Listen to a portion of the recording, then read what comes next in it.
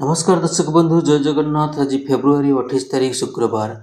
आज दिन ओडिशा तथा देश विदेशर ताजा खबर गुड़ी को जानवा चाहूले भिडटी को शेष पर्यंत देखु एवं भिडटी भल लगे लाइक शेयर करदेवे और प्रत्येक दिन ये ताजा खबर गुड़ी को जानवा चाहूले चैनल टी सब्सक्राइब कर पाखर ऑल बेल नोटिफिकेशन आइकन टी दबाई दिंतु एवं आपण केउ जिल्लारू भिडटी को देखुंती कमेंट माध्यम जणातु। तेज आसतु नजर पकेबा आज संपूर्ण खबर उपरे। महाशिवरात्रि अवसर में श्री लिंगराज मंदिर में महादीप उठिला बेले घटी बड़ अघटन। महादीप धरी मंदिर चूड़ा को चढ़ुवा सेवायत जोगेन्द्र समर्था तलकू खसी पड़ती फल मुह और मुंडे गभीर आघात लगी। उद्धार कर कैपिटाल हॉस्पिटल में भर्ती कर अवस्था गुरुतर थी आईसीयू चिकित्सा कर आहत सेवायत को मुख्यमंत्री मोहन चरण माझी हॉस्पिटल जाई साक्षात करिसेंती। वर्तमान तांकर स्वास्थ्य अवस्था स्थिर थिबा सेवायत पुओ अश्विनी समर्था कहिसेंती। से कहिसेंती बापा दीर्घ 30 वर्ष है महादीप उठाउथिले। मंदिर चढ़िबा स्थान में प्रतिवर्ष बाली पड़े हेले एथर प्रशासन बाली पकाइबाकू भूली जाइथिला। बाली पड़िथिले अघटन होई नथंता बोली अश्विनी कहिसेंती। पादरे घिओ लागिथिबारो गोड़ खसी एमिति अघटन घटिछि बोली से कहिसेंती। परवर्ती दुखद खबर ओडिया चलचित्रर वरिष्ठ अभिनेता उत्तम महांती आउ दुनिया रे नाहांती। दिल्ली रे गुरुग्राम मेदांत हॉस्पिटल रे चिकित्साधीन अवस्था तांकर परलोक घटिछि। से लिभर सिरोसिस रोग रे पीड़ित थिले। उत्तम महांती मयूरभंज जिलार बारिपदारे जन्म। बॉलीवुड दंडाबलंगा रूपे परिचित उत्तम महांती 1977 साधु मेहर को निर्देशित अभिमान फिल्म जरिया ओडिया सिनेमा जगत रे डेब्यू करथिले। या परठारु आउ पछकू फेरी नाहांती उत्तम महांती। गोटिए परे गोटिए फिल्म करी बॉलीवुड रे एक नुआ ट्रेंड सेट करथिले उत्तम। वर्तमान जाए 135 रु अधिक फिल्म रे अभिनय कर सारिछंती उत्तम महांती, ଯେଉଁଥିରେ ତାଙ୍କର ନିଖୁଣ ଅଭିନୟ ପାଇଁ ସବୁବେଳେ ଦର୍ଶକଙ୍କ ହୃଦୟରେ ସ୍ୱତନ୍ତ୍ର ସ୍ଥାନ ସୃଷ୍ଟି କରିଛି। 30ଟି ବଙ୍ଗଳା ଏବଂ ଗୋଟିଏ ହିନ୍ଦୀ ସିନେମାରେ ଅଭିନୟ କରିସାରିଛନ୍ତି। ପରବର୍ତ୍ତୀ ଖବର ଆସନ୍ତା ମାର୍ଚ୍ଚ 8ରେ ଗଞ୍ଜାମ ଯିବେ ମୁଖ୍ୟମନ୍ତ୍ରୀ ମୋହନ ଚରଣ ମାଝୀ। ଏହା ତାଙ୍କର ଗଞ୍ଜାମକୁ ଦ୍ୱିତୀୟ ଗସ୍ତ ଅଟେ। ମାର୍ଚ୍ଚ 8 ଆନ୍ତର୍ଜାତୀୟ ମହିଳା ଦିବସ ଉପଲକ୍ଷେ ସୁଭଦ୍ରା ଯୋଜନାର ପ୍ରଥମ ପର୍ଯ୍ୟାୟର ଶେଷ କିସ୍ତି ଏବଂ ଦ୍ୱିତୀୟ ପର୍ଯ୍ୟାୟର ପ୍ରଥମ କିସ୍ତି ବଣ୍ଟନ କରିବାର କାର୍ଯ୍ୟକ୍ରମ ରହିଛି। राज्य में वर्तमान सुधा 98 लाख हिताधिकारी सुभद्रा सामिल होता बेले उक्त दिन 1 कोटी टपिजिबे बोली आकलन करा जायछि। परवर्ती खबर मुख्यमंत्री मोहन चरण माझी आगामी मार्च 3 तारीख सोमवार यूनिट 5 स्थित मुख्यमंत्री अभियोग प्रकोष्ठ में जनसाधारण विभिन्न अभियोगर शुणाणी करेंगे। यह अभियोग शुणाणी ऑनलाइन पंजीकरण आज पूर्वाह्न 11 आरंभ हो। यह शुणाणी सामिल होगापी सर्वाधिक 1000 जन पंजीकरण करेंगे।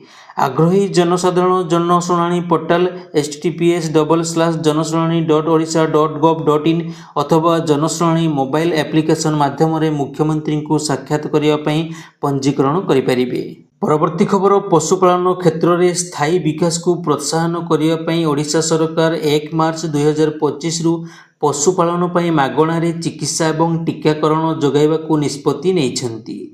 राज्यवासी अनुरोध को सम्मान जनाई सरकार एक जुगंताकारी पदक्षेप नेइछंती। गाई छेली और मेंढा इत्यादि पशुपालन उपभोक्ता फी छाड़ करा जायछि। लोकमाने मार्च 1 रु एही मागणा पशुपालन सुविधा पाइबे। मत्स्य एवं पशु संपद विकास विभाग मंत्री गोकुलानंद मल्लिक सूचना देइछंती। परवर्ती खबर मुख्यमंत्री गस्त को नहीं चलचंचल मयूरभंज जिला उदला अंचल।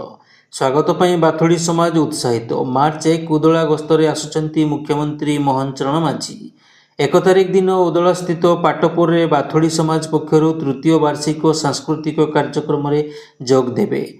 बाथोड़ी समाज लोक मैंने खुशी प्रकट करुछंती। परवर्ती खबर केंद्र सरकार देशर समस्त नागरिकों यूनिवर्सल पेंशन स्कीम आनिबा पई प्रस्तुत करुछंती। एथिरे समस्त अणसंगठित क्षेत्रर कर्मचारी माननकु सामिल करा जिवो। एबे निर्माण साइट गुड़िकरे कार्य करुथबा कर्मचारी घरोई स्टाफ एवं गिग वर्करनकु सरकारनक पक्षरु चालू रहितबा पेंशन स्कीम गुड़िकर फायदा मिलु नाही। किंतु यूनिवर्सल पेंशन स्कीम आसीबा द्वारा एमाने भी सुविधा पाइबाकु सक्षम हेबे। एही स्कीम द्वारा समस्त वेतनभोगी कर्मचारी एवं सेल्फ एम्प्लॉय माननकु लाभ मिलिबो। सरकार एथिपई एबे दस्तावेज प्रस्तुत करुछंती। एहा परे अंशीदार माननकठारु प्रस्ताव नियाजिबो।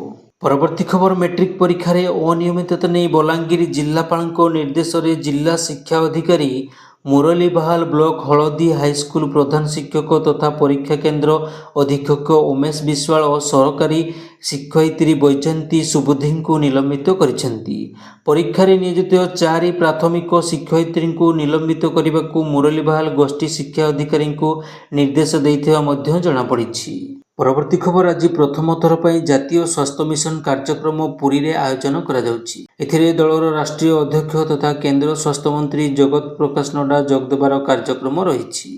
परवर्ती खबर भारत सरकार निकटरे अष्टम वेतन कमिशन गठन घोषणा करिसेंती, जहा प्राय 50 लाख केंद्र सरकारी कर्मचारी एवं 65 लाख पेंशन उपभोगी को दरमा एवं पेंशन रे वृद्धि प्रदान करियो बोली आशा करा जाउछि।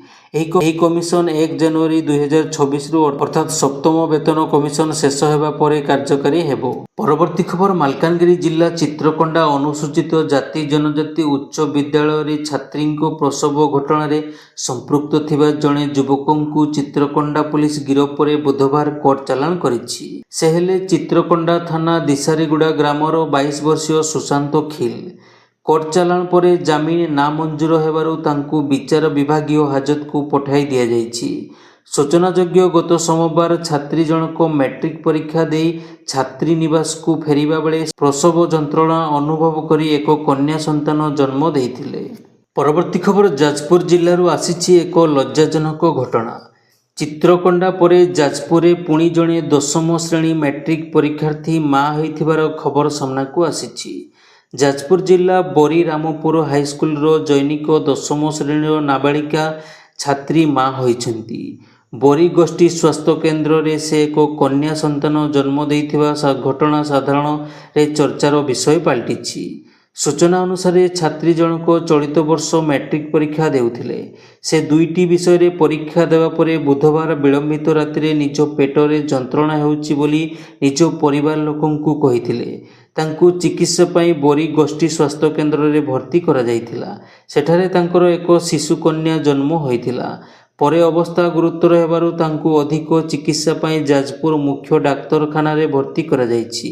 परीक्षार्थी जनक स्वस्थ हेबा परे आईन रो आश्रय नियाजिबो बोली नाबालिकांको परिवार लोके सूचना दैछंती। परवर्ती खबर यात्रा कलाकार बापी पंडांको 2 भाईंको आक्रमण। बालेश्वर जिला नाथपाणी छकरे एही घटना घटिछि। आहत माने हेले अमरेंद्र पंडा और शैलेंद्र पंडा। सेमानंको मध्यरे जणकु बालेश्वर जिला मुख्य चिकित्सालय रे भर्ती करा जाइथिबा बेले आउ जणकु कटक बड़ मेडिकल स्थानांतर करा जाइछि। बापी पंडांको 2 भाईंको सह किछि दुर्बृत्तंकर झगड़ा होइथिला। पचसा अग्र रूप नेइथिला जे दुर्बृत्त माने बापी पंडांको 2 भाईंको धारुआ अस्त्र रे हाणी पकाइथिले। परवर्ती खबर राज्य में 10म श्रेणी बोर्ड परीक्षा रे पास करने को हेले मातृभाषा को मुख्य भाषा भाव में चयन करने को पड़िबो। पंजाब को मुख्य भाषा भाव में अंतर्भुक्त न करने सीबीएसई निष्पत्तिर जवाब में पंजाब सरकार एक विज्ञप्ति जारी करिसेंती। विज्ञप्ति अनुसार छात्र छात्री माने मुख्य विषय भाव में पंजाबी पढ़ी नथिले सेमानंकु पंजाबर कौनसी बोर्ड 10म श्रेणी पास करिथिबा भाव में विवेचना कराजिबो नाही। परवर्ती खबर कलिकतारू चेन्नईर दूरता प्राय 1668 किलोमीटर। यह दूरता अतिक्रम करने अति कम 30 घंटा समय लगे। एबे ताहा किछि घंटा मध्यरे समाप्त करा जाई परिबो। आज्ञा हाँ, आईआईटी माड्रास रे स्टार्टअप वाटरफ्लाई टेक्नोलोजी एवं इलेक्ट्रिक सी ग्लाइडर विकसित करुछि। यह साहाय्य कलिकतारू चेन्नई मात्र 3 घंटे जाई पहुँची हेबो। यह भड़ा मात्र 600 टंका रहिबो। परवर्ती खबर सीआईएसएफ चाकरी पाई अपेक्षा करिथिबा प्रार्थींको पाई बड़ अपडेट। केंद्रीय शिल्प सुरक्षा बल पक्षरु कनेस्टेबल ट्रेड्समैन पदर नियुक्ति पाई विज्ञप्ति जारी करा जाइछि। एही चाकरी पाई ऑनलाइन आवेदनर प्रक्रिया मार्च 5 तारिख रु आरंभ हेबाकू जाउछि। परवर्ती खबर देश में प्रतिदिन नुआ नुआ ठकई मामला सामना को आसुछि। एबे एथिरे एक नुआ प्रकार ठकई चिन्हट होइछि, जहाँ संपर्क में सरकारी एजेंसी गुड़ी को चेतावनी करा जाइछि। एहासो एथिप्रति सतर्क करने को परामर्श दिया जाइछि। एही नूतन प्रकार ठकई रे ठक माने व्यवहारकारी माननकु कॉल मर्ज बा मिश्रण करने को एवं आपणको अजाणतरे आपणको ओटीपी पाइबा को परामर्श देउछंती, जहाँ फल रे एक बड़ बैंक ठकई होई पारे। National payment corporation of India ଅର୍ଥାତ୍ NPCI ଏହାର ଏକ୍ସ ଆକାଉଣ୍ଟରେ ପୋଷ୍ଟ କରି ଏହି ସୂଚନା ଦେଇଛି। ଏଥିରେ ବ୍ୟବହାରକାରୀମାନଙ୍କୁ ଚେତାବନୀ ଦିଆଯାଇଛି ଏବଂ ଅଜଣା ବ୍ୟକ୍ତିଙ୍କ ସହିତ କଲ୍ ମର୍ଜ ନ କରିବା ପାଇଁ ପରାମର୍ଶ ଦିଆଯାଇଛି। ପରବର୍ତ୍ତୀ ଖବର ୱାକ୍ ବିଲ୍ରେ ହେବ ସଂଶୋଧନ। JPC ରିପୋର୍ଟ ଅନୁଯାୟୀ ବିଲ୍ରେ ପରିବର୍ତ୍ତନ ହେବ ବୋଲି ଶୁଣିବାକୁ ମିଳୁଛି। ଏହାକୁ କେନ୍ଦ୍ର କ୍ୟାବିନେଟ୍ରୁ ମଞ୍ଜୁରୀ ବି ମିଳିଛି। ୱାକ୍ ବିଲ୍କୁ ନେଇ ମିଳିତ ସଂସଦୀୟ କମିଟିର ପରାମର୍ଶ କ୍ରମେ ବିଲ୍ରେ 14ଟି ପରିବର୍ତ୍ତନ କରିବାକୁ ନିଷ୍ପତ୍ତି ନିଆଯାଇଛି। ଅଧ୍ୟାଦେଶ ଜରିଆରେ ଏସବୁ ସଂଶୋଧନ କରାଯିବ। ବିଲ୍ରେ ମୋଟ ଉପରେ 66ଟି ପରିବର୍ତ୍ତନ କରିବାକୁ JPC କମିଟି ସୁପାରିଶ କରିଥିଲା। ସେଥିରୁ ବିରୋଧୀ ଦେଇଥିବା 44ଟି ପ୍ରସ୍ତାବ ନାକଚ ହୋଇସାରିଛି। ବିଜେପି ଏବଂ ସହଯୋଗୀ ଦଳ ଦେଇଥିବା 23ଟି ପ୍ରସ୍ତାବକୁ ଗ୍ରହଣ କରାଯାଇଛି। ପରବର୍ତ୍ତୀ ଖବର ମହାକୁମ୍ଭ ବିଶ୍ୱର ସବୁଠୁ ବଡ଼ ଆଧ୍ୟାତ୍ମିକ ଆୟୋଜନ ସହ ଅର୍ଥନୈତିକ ଆୟୋଜନରେ ପରିଣତ ହୋଇଛି। ଏହା ଦେଶକୁ ଏବଂ ଉତ୍ତରପ୍ରଦେଶର ଅର୍ଥବ୍ୟବସ୍ଥାକୁ ମଜବୁତ କରିଛି। ମହାକୁମ୍ଭ 2025 ଅର୍ଥବ୍ୟବସ୍ଥା କ୍ଷେତ୍ରରେ ନୂଆ କୀର୍ତ୍ତିମାନ ସ୍ଥାପନ କରିଛି।